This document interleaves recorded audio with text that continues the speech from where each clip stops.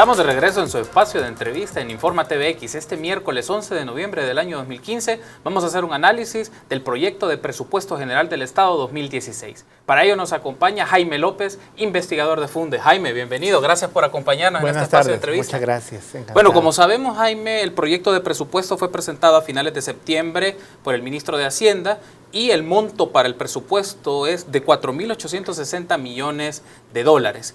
Ya vamos a entrar un poco en detalle con respecto a las cifras y la tendencia que esto significa, ¿no? Porque lo primero que se hace es comparar respecto al monto de los años anteriores. Pero primero me gustaría que abordáramos, Jaime, para ponerlo en perspectiva para nuestros amigos y amigas de la audiencia de Informa TVX, es hablar un poco del proceso de formulación del presupuesto. Quizás la imagen que está muy presente a nivel mediático es cuando llega el ministro de Hacienda y empieza el proceso de debate y de discusión en el seno de la Comisión de Hacienda. Pero me gustaría que habláramos el proceso previo, si quieren el backstage, ¿verdad? Por decirlo de una manera, antes de llegar a esta fase. Entonces, ¿qué caracteriza ese momento previo al llegar a la Asamblea Legislativa? Bueno, de hecho, el momento más importante de definición del presupuesto es previo al momento en que llega a la Asamblea Legislativa. ¿Qué es lo que ocurre ahí? El proceso presupuestario empieza aproximadamente en marzo-abril del año previo. Ahí se hace una estimación de de los ingresos que se van a percibir. Por ejemplo, cuánto va a crecer la economía, cuánto va a entrar cuánto se va a importar, cuánto se va a exportar, cómo se prevé que esté la actividad económica, y luego eso se traduce en qué va a representar en términos de impuestos, el impuesto sobre la renta, el impuesto al IVA, que son los más importantes, impuesto al consumo selectivo y otros ingresos que puedan haber. Sobre esa base se hace en abril, en mayo, se le llama una distribución preliminar. Y conforme los ingresos, pues se reparte el pastel, ¿va? Entonces se le dice, hay un 6% predeterminado que es para la Corte Suprema de Justicia, hay un 8% que es para las alcaldías, sí. y ahí se va descontando. Por lo general, entre un 85 y un 90% del presupuesto está preasignado. Es decir, no se puede, no hay ya está definido para qué se usa. Corte Suprema, alcaldía, salarios de la burocracia, pago de préstamos, pago de intereses, y luego lo que queda es como aproximadamente un 10%, que es sobre lo que el gobierno tiene libertad de reorientar. Entonces se le envía, una vez que se hace esa repartición del pastel, se hace en Consejo de Ministros y luego se le envía a cada ministro, se le envía para que prepare el presupuesto de su institución. Se le llama un techo presupuestario. Sí. Entonces siempre las necesidades son mayores, ¿va? Entonces lo que se hace en cada ministerio es que las necesidades se ajustan de acuerdo al techo y eso implica un reordenamiento de prioridades. Por ejemplo, si yo tenía 10 prioridades para el siguiente año, probablemente no las haga a las 10, sino que haga 3 o 2, digamos, o cambio el orden, ¿va? O sea, entonces, y luego ya el ministro de Hacienda recibe esas propuestas de cada ministerio, las integra, agrega las obligaciones generales del Estado como pago de pensiones, pago de deuda, y ese es el documento que el ministro presenta en la Asamblea Legislativa. Ya en la Asamblea Legislativa, nosotros los registros que tenemos es que es muy poco lo que cambia. Básicamente son algunas reasignaciones de recursos. Es una negociación que se da entre los diputados para reforzar algunas áreas que ellos consideran prioritarias, pero generalmente las reasignaciones no son significativas. Podríamos decir, Jaime, que entonces el juego por utilizar, no es a la ligera, no el término juego, sino el proceso de interacción entre actores para la formulación del presupuesto se da en la fase del órgano ejecutivo y claro, la solicitud que hacen las demás instituciones del Estado que presentan sus presupuestos. En este periodo estamos hablando marzo, abril. Entre marzo, abril y efectivamente, bueno, y nosotros sí ocupamos el término porque es un juego de grupos. Sí. Están los actores formales, el Consejo de Ministros, los ministros, nosotros le llamamos ministros de gasto, pero también están los actores informales, sindicatos, están los grupos, por ejemplo, que reciben subvenciones del Estado, que se reciben subsidios. Hay muchas organizaciones no gubernamentales que reciben transferencias, los grupos que de alguna manera representan estos subsidios al gas, al agua, a la electricidad. Entonces todo esto se activa de manera, ya sea por mecanismos formales o mecanismos informales, se activa, uno, para que no les toquen el presupuesto, sí, para que no se lo reduzcan. Y dos, pues si pueden lograr que se los aumenten, pues tratan de hacerlo. Y ahí es como uno se explica Y esa es de hecho una gran recomendación que se le ha hecho a El Salvador. El estándar internacional es que el proceso del presupuesto sea abierto desde el día 1. ¿Por qué? Porque así las negociaciones se hacen de manera abierta, pueden participar todos los interesados y pues al final cuando se decide cuáles son las prioridades que se van a financiar y con cuánto se van a financiar, pues sabemos de que no se le puede dar a todos, pero queda por lo menos claro a quién se le da y por qué se le da. Porque en el presupuesto también hay una cosa que hay que entender, cada dólar tiene alguien detrás que es interesado de que ese dólar llegue y que no se vaya para otro lado. Y por eso esa mención, Jaime, porque creo que es importante poner en perspectiva crítica a nuestros amigos y amigas de la audiencia de que la formulación del presupuesto general del Estado no es únicamente un asunto eminentemente financiero, sino que estamos hablando de aspectos administrativos, de gestión pública y políticos, ¿no? Porque claro, cada ministro, cada institución va a luchar, por utilizar un término, por su techo presupuestario o tratar de obtener un poco más y justificar sus programas, sus proyectos y actividades que realice en el transcurso del año fiscal. De hecho, es un proceso eminentemente político que se traduce luego en decisiones técnicas, ¿verdad? Y al final se traduce en cifras.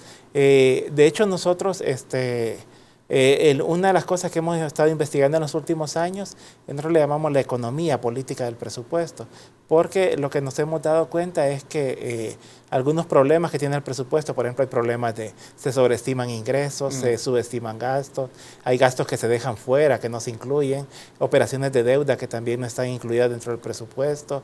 Entonces, si uno trata de explicar esos problemas del presupuesto desde el punto de vista técnico, aún desde el punto de vista legal, o sea, la Constitución dice que el presupuesto tiene que presentarse equilibrado. Sí. Y se presenta equilibrado, pero de manera artificial, ¿va? Entonces, esas cosas no se las logra explicar uno así técnica ni legalmente, sino que solo se la logra explicar cuando uno comienza a analizar el comportamiento de los actores, tanto los formales como los informales. Y de hecho, yo creo que una evidencia de esto, digamos, esto se da en la formulación, sí, pero sigue durante la etapa de discusión y aprobación del presupuesto. Cuando uno revisa los dictámenes de aprobación del dictamen favorable, sí, dice, se aprueba el presupuesto y todo eso, pero luego viene todos los años, viene un punto de acta que es larguísimo, es extenso, donde los diputados se reparten ciertos fondos para proyectos de las comunidades a las que ellos representan. Entonces dice, se destinan, qué sé yo, 5,000 para reparar la calle en tal lugar, se destinan 50,000 para esta asociación sin fines de lucro, y en realidad la negociación legislativa del presupuesto es una negociación donde los diputados, creo se puede decir, intercambian su voto a cambio de conseguir ciertas asignaciones para los grupos a los que ellos representan. Vamos a entrar un momento a esa fase de análisis político dentro de la legislatura, pero quiero hacer una mención sobre algo, Jaime, porque creo que es importante también dejarlo. Hay un documento que presenta el Ministerio de Hacienda titulado Política Presupuestaria 2016, en el cual el ministro de Hacienda emite información a todas las personas, a los titulares de instituciones del Estado, lineamientos básicos. Y digo esto porque tal cual es de este documento. Se menciona que le piden a las instituciones que enfaticen o den prioridad a sus programas y sus recursos, alinearse a 5 programas estratégicos que son de la gestión actual. Son el empleo joven, un niño, una niña, una computadora, ciudad aeroportuaria y conectividad, CITRAMS y viviendo más y mejor.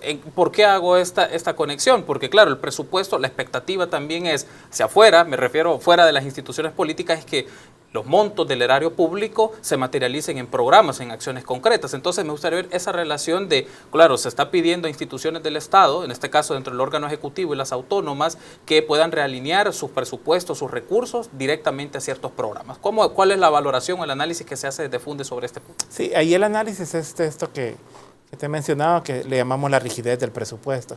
Efectivamente, por ejemplo, en otros países hay una técnica de presupuesto que se llama base cero.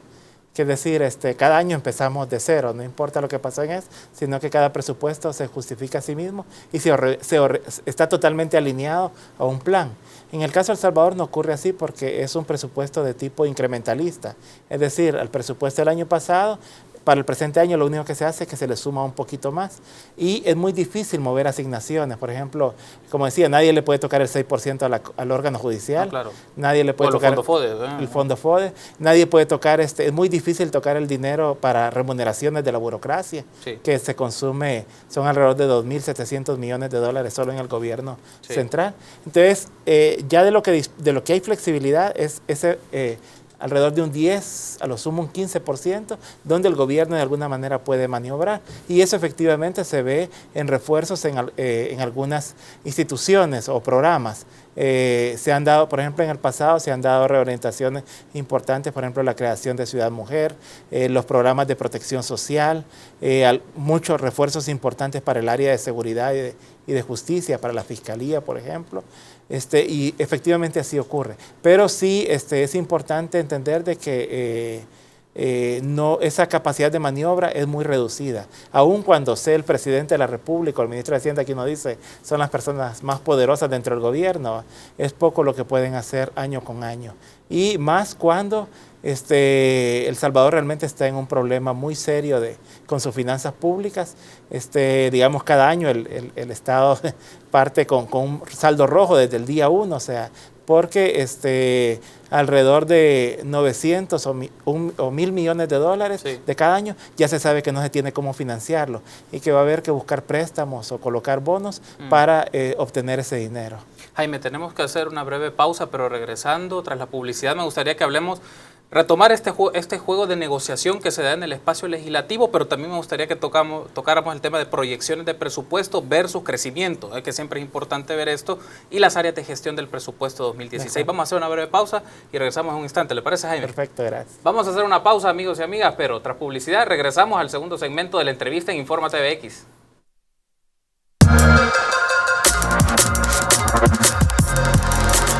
Estamos de regreso en su espacio de entrevista en Informa TVX y en esta oportunidad estamos hablando con Jaime López, investigador de Fundes, sobre el proyecto de presupuesto general del Estado del año 2016. Retomando entonces un poco la plática, Jaime, y creo que este es un tema álgido pero interesante para la discusión, es el escenario legislativo. Ya hablamos en la primera parte del proceso de formulación que se da eminentemente en el órgano ejecutivo y cuando el ministro de Hacienda pues establece un techo presupuestario para las diversas instituciones, Ministerio Público, sí, los diversos ministerios que componen la administración pública, etcétera. Pero ahora pasamos al escenario legislativo, donde también es la segunda fase del juego político de la formulación presupuestaria y ahí aparecen algunos detalles, pues como que la puerta se entreabre para que organizaciones o grupos de interés, grupos de presión traten de promover de que los diputados pues reorienten algunos fondos para sus demandas. Coméntenos un poco esta dinámica en los presupuestos, sí, y cómo se ha hecho en El Salvador en los últimos años. Bueno, de hecho es el momento más, si le queremos llamar, más transparente que hay dentro del proceso presupuestario, porque es cuando realmente los diputados son bien, digamos, en comparación con un ministro, son mucho más accesibles. Y también dentro del reglamento interno de la Asamblea existe el procedimiento para pedir audiencias ante la comisión, sí, y ser escuchados. Lo que ha ocurrido en los últimos años sí es que básicamente no ha habido espacio para que organizaciones de manera formal se presenten y hagan sus peticiones a la Comisión de Hacienda. Entonces funcionan más los mecanismos informales. Y ahí, como decía, la gran presión de cada diputado es conseguir que dentro del presupuesto se aprueben ciertos proyectos para las comunidades con las que él trabaja u organizaciones con, sí, las que él representa. Y de ahí te mencionaba, nosotros hemos hecho el ejercicio durante 2 años. Es una bolsa que puede rondar, depende pero ellos comienzan a ver de dónde pueden cortar o dónde pueden reducir y así forman una bolsa con la que pueden negociar. En esta bolsa, en primer lugar, están instituciones que para ellos son clave. Por ejemplo, el año pasado y el anterior, por ejemplo, refuerzos para la Fiscalía y ese tipo de refuerzos. Pero después viene dentro de esa bolsa que se renegocia, viene toda la parte para pequeños proyectos, proyectos de 100,000, proyectos de 50,000.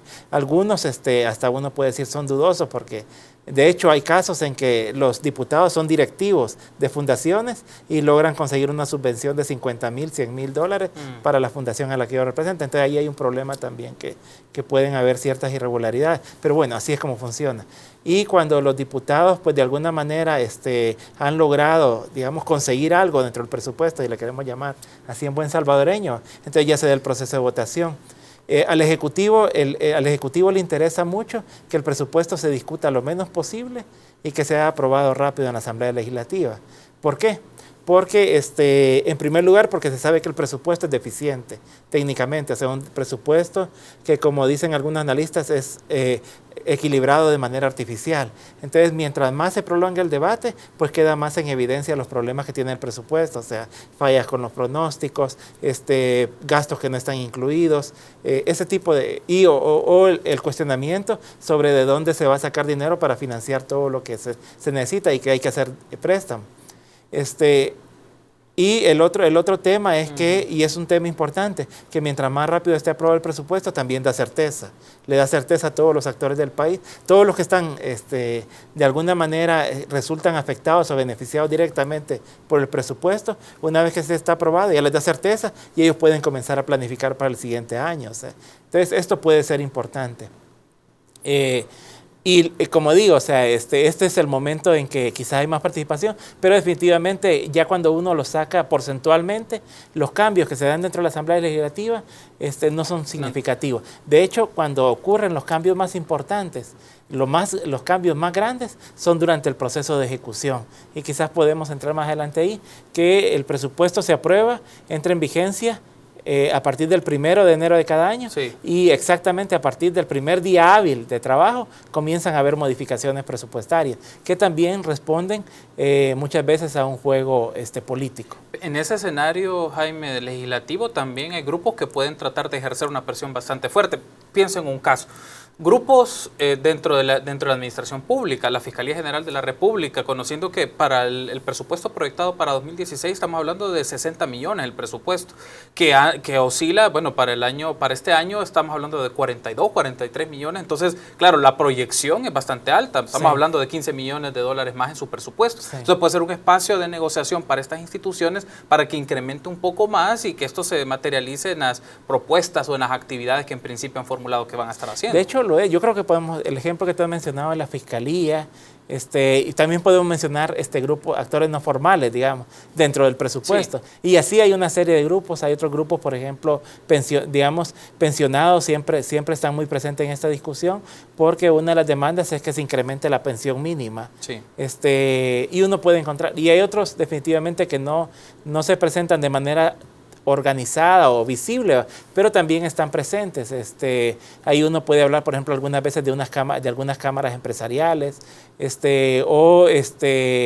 como digo, algunos sectores que no están tan organizados, digamos, visiblemente. Por ejemplo, todos los grupos que reciben incentivos fiscales, esas son exenciones de impuestos. Entonces, para ellos es súper importante que el presupuesto se apruebe rápido y se apruebe en los términos que le envíe el órgano ejecutivo. Es importante esta mención y si quiere pasamos a esta fase. Un presupuesto se compone por ingresos y por gastos.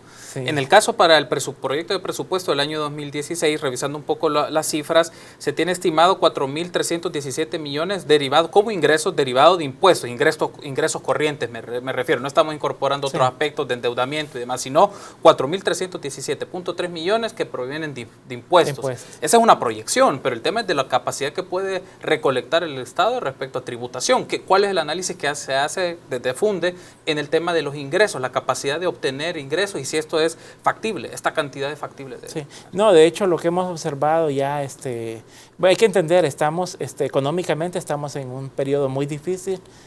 Tuvimos la crisis del 2009, que fue una caída profunda en la economía y es una caída de la que no terminamos de recuperarnos. Las tasas promedio de crecimiento no han superado el 2% y eso realmente impone una restricción seria tanto para la economía global como también para el gobierno, porque si la economía no se mueve, el gobierno no recibe impuestos. Entonces, efectivamente, y además de eso, ha habido una tendencia, una práctica dentro del gobierno a sobreestimar los ingresos. ¿Qué es lo que pasa? Cuando uno revisa las cifras, generalmente el gobierno plantea, el otro año vamos a crecer al 2.6%, por ejemplo, cuando uno sabe que no vamos a crecer más del 2%. Pero eso le permite al gobierno decir, bueno, si vamos a crecer al 2.6%, también vamos a percibir más ingresos. Aunque ya de entrada el gobierno sabe de que esos ingresos no los va a percibir. Pero ¿qué pasa? ¿Por qué hace eso el gobierno? Porque si no pone una cantidad suficiente de ingresos, no tiene cómo respaldar los gastos que se van a hacer. Entonces, por ejemplo, no tiene algunos programas Por ejemplo, hay programas de protección social que dependen muchas veces de préstamos o de donaciones internacionales. Entonces, si el gobierno no... Creo que vámonos a un ejemplo en la casa. Okay. Por ejemplo, en la casa, yo ya sé que quiero salir a pasear todos los domingos, ¿verdad? Y o quiero comprar un juego de sala nuevo. Yo sé que no tengo el dinero para cubrir eso.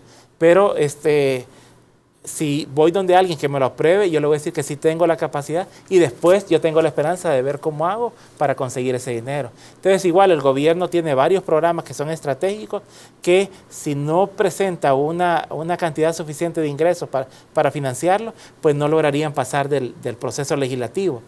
Y lo que hace el gobierno, bueno, que me lo aprueben y después voy a ver cómo hago. Y ese cómo hago no es otra cosa más que conseguir o contratar deuda. Colocar bonos o hacer o conseguir dinero con organismos internacionales. Y entonces, por esa razón, es como decía, se aprueba el presupuesto se aprueba balanceado, o sea, cuando uno ve las cifras va equilibrado. Claro, queda justo, queda ingreso cero. igual a gasto. Sí. Pero cuando el año termina, o sea, los gastos superan generalmente a los ingresos en alrededor de $1.000 millones. Creo que es importante hacer esta distinción, Jaime, porque si alguien revisa en el espacio de transparencia fiscal, que están todos los datos que presenta el Ministerio de Hacienda, está el presupuesto proyectado versus el presupuesto votado versus el presupuesto modificado. Es decir, son tres aspectos distintos. Sí. Solo para aclarar a nuestros amigos de la audiencia a qué se refiere esto. Bueno, le llamamos momentos presupuestarios. El primer momento es el presupuesto preliminar, sí, que es el de la política presupuestaria, son los techos. Luego tenemos el presupuesto propuesto, que es el que el órgano ejecutivo presenta en la Asamblea Legislativa. Luego tenemos el presupuesto votado o aprobado, que es el que los diputados emiten como ley. Luego tenemos el presupuesto modificado, que es el presupuesto votado, más todas las modificaciones que se van haciendo durante el año. Y ese es al final el presupuesto real, digamos. Y eso se compara ya contra todos los gastos que ha efectuado o que efectúa la administración pública. Entonces sí, o sea, ahí es importante y eso, fíjate que también es muy, en otros países se le da importancia a la aprobación del presupuesto, pero igual importancia se le da a la liquidación y control del presupuesto. Sí. Entonces, porque al final, ¿de qué me sirve un presupuesto de 4.000 millones, como decimos? Sí. Si al final, yo sé que al final del año no van a ser 4.000, sino que van a ser 5.000 millones o más. Entonces, ahí sería importante la labor de fiscalización, tanto de la Asamblea Legislativa como de la Corte de Cuentas, para verificar por qué se dan esas variaciones. Lamentablemente aquí en el país, aunque se hacen los informes, se hace un informe financiero, se hace un informe de auditoría global, pero realmente nadie le da importancia a esos documentos, ni los mismos diputados. Quiero que hablemos un poco sobre las áreas de gestión en millones de dólares del presupuesto, el proyecto de presupuesto 2016.